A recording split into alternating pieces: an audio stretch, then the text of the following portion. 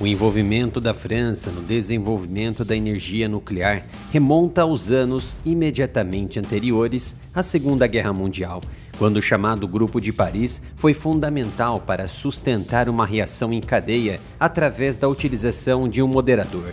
O Grupo de Paris, composto por 4 cientistas da escola secundária francesa em Paris, mostrou que quando ocorre a fissão no núcleo de urânio, são liberados 2 ou 3 nêutrons, criando a possibilidade de uma reação em cadeia descontrolada. No entanto, foi apenas na década de 1950 que a França embarcou no programa de armas nucleares.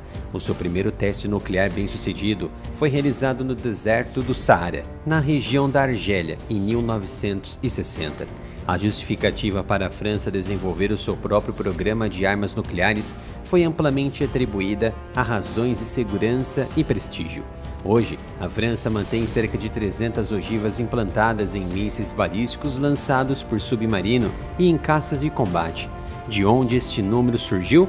Propriamente pela administração francesa em fevereiro de 2015, quando o presidente François Hollande reafirmou este limite de ogivas, que foi anunciado pela primeira vez pelo antigo presidente Nicolas Sarkozy em 2008.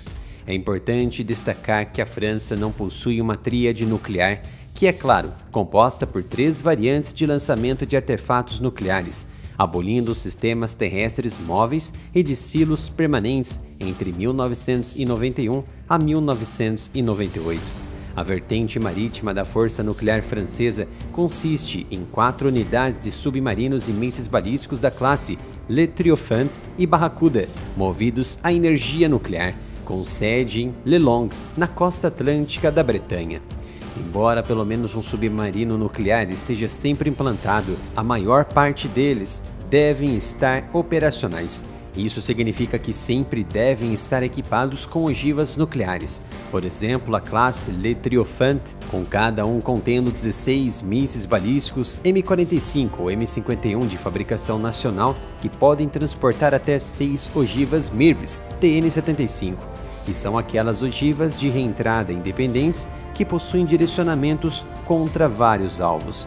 Já a vertente aérea consiste em 4 esquadrões de caças localizados em 4 bases. Os esquadrões são implantados em Avord, Istres e Saint-Dizier, que compreendem as aeronaves modernas Rafales, equipadas com os mísseis nucleares de cruzeiro ar-solo de médio alcance, sendo os mísseis Air-Sol Moyenne Petit, na sigla genérica ASPIA, com ogiva TN-81 de 300 quilotons. A França também implantou o 4º esquadrão de pelo menos 24 aeronaves Rafale M, mais recentemente no porta-aviões Charles de Gaulle, baseado em Toulon. O míssil ASPIA tem autonomia de 500 km, acima de 300 km dos antigos mísseis. Em fevereiro de 2015, o presidente Hollande revelou que a França possuía 54 mísseis ASPIA, um número que não tinha sido divulgado anteriormente. Com a guerra na Ucrânia a todo vapor, a França se sentiu obrigada a sair da zona de conforto, entendendo que a OTAN nunca foi um encosto de tranquilidade para Paris, mas precisava modernizar suas armas em preparação para uma guerra direta contra o inimigo em curso na Europa.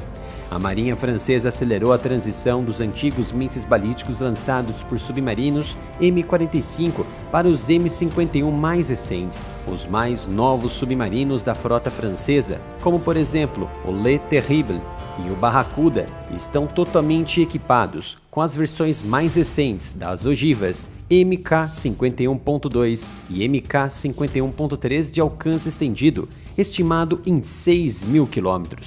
Já os mísseis de cruzeiro Air-Sol Moyenne Petit estão passando por um processo de modernização para o projeto ASPIA-R desde 2016, sendo a versão renovada e verá o alcance do míssil ampliado e com uma nova ogiva termonuclear de 300 quilotons mais segura, tendo seu primeiro teste bem-sucedido em maio de 2024. Porém, a França entrou em um programa ainda mais ousado de meios aéreos que deve substituir os mísseis ASPIA-R, os renovados. Trata-se do projeto de míssil de cruzeiro hipersônico lançado por caças de combate Rafale, sendo o míssil ASN-4G, que adotará a função de dissuasão nuclear pré-estratégica a partir de 2035. O míssil ASN-4G deve receber um novo motor movido ao motor nuclear Scramjet francês, cujos estudos estão avançando. Muitos questionam: motor nuclear Scramjet? Sim, não está errado. O princípio por trás dos motores Ramjet era relativamente simples: aspirar o ar na frente do míssil sob pressão, aquecê-lo para fazê-lo expandir e em seguida liberá-lo pela parte traseira, proporcionando o impulso. Os franceses querem então usar um reator nuclear para aquecer o ar lá na frente. E se isso acontecer, os franceses obterão um míssil diferencial com as seguintes características. Mas antes tem um recado: na loja oficial do Área Militar você encontra mais de 70 itens em camisetas, canecas, pôsteres e outros produtos por um preço acessível e de alta qualidade. Então acesse umapinca.com/área militar. A cada produto comprado você ajuda no meu trabalho em trazer mais análises e informações. O objetivo da França é projetar um míssil capaz de voo supersônico em Mach 4 e 5, ou agora hipersônico em Mach 7 ou 8. O ASN-4G poderia ser transportado pelo caça Rafale e o requisito é um alcance de míssil muito superior a 1000 km, podendo atingir o território russo, por exemplo, de Kaliningrado, disparando de dentro da própria França, ou, no melhor dos cenários, disparando de dentro de algum país da OTAN, que faz fronteira com a Rússia, atingindo o vasto território russo. A França depende da dissuasão nuclear como garantia última da soberania francesa. As autoridades descrevem a função da dissuasão nuclear como visar proteger o país de qualquer forma de agressão dos atores estatais contra os interesses vitais do país, independentemente da sua origem ou forma. A OTAN, como aliança nuclear, depende fortemente das ogivas nucleares dos Estados Unidos estacionadas na Europa para sua dissuasão. Isso porque o Reino Unido e a França são as únicas potências nucleares da Europa. Embora façam parte da OTAN, essas duas nações mantêm um controle independente sobre seus próprios arsenais nucleares. Há décadas, a União Europeia tem sido relutante ou incapaz de fornecer dissuasão nuclear.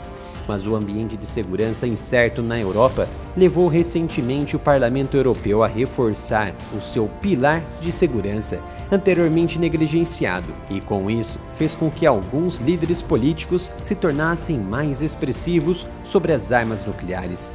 Nas últimas semanas, o presidente francês Emmanuel Macron apelou abertamente ao debate na Europa sobre a utilização das capacidades nucleares do seu país para defender o continente, basicamente expandindo as suas forças nucleares para toda a Europa, assim como os Estados Unidos já fazem em ao menos 6 bases militares espalhadas na região. Na opinião de Macron, a incerteza sobre o futuro envolvimento dos Estados Unidos na Europa, no que diz respeito à sua dependência pelo guarda-chuva nuclear americano por parte da OTAN, força a União Europeia a decidir se necessita de uma dissuasão nuclear própria e sugere que a França pode ajudar com isso.